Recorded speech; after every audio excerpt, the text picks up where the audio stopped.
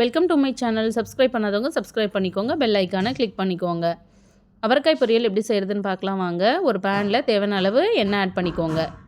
1/4 table spoon கடுகு உளுத்தம்பருப்பு add பண்ணிக்கோங்க. பொரிஞ்சு வந்ததும் 2 காஞ்ச மிளகாய் ஆட் பண்ணிக்கோங்க.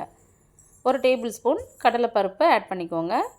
ஒரு கொத்து கருவேப்பிலை ஆட் பண்ணி பொடியாக நறுக்கி வச்ச வெங்காயத்தை ஆட் பண்ணி நல்லா கலந்து விட்டு வதக்கி எடுத்துக்கோங்க. வெங்காயம் நல்லா வதங்கி வந்ததும் பொடியாக நறுக்கி வச்ச அவரைக்காயை ஆட் பண்ணிக்கோங்க. 1/4 டேபிள் ஸ்பூன் மஞ்சள் தூள் ஆட் பண்ணிக்கோங்க. ஆட் பண்ணி நல்லா கலந்து விட்டு வதக்கிக்கோங்க.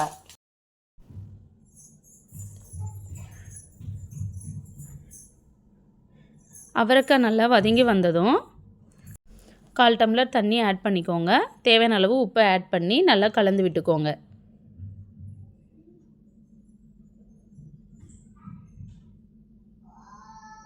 கலந்து விட்டு மூடி போட்டு வேக விடுங்க. அவரைக்காய் இப்போ நல்லா வெந்து வந்தாச்சு. நல்லா கலந்து விட்ட பிறகு துருவி வச்ச தேங்காய் பூவை இதில் ஆட் பண்ணிக்கோங்க.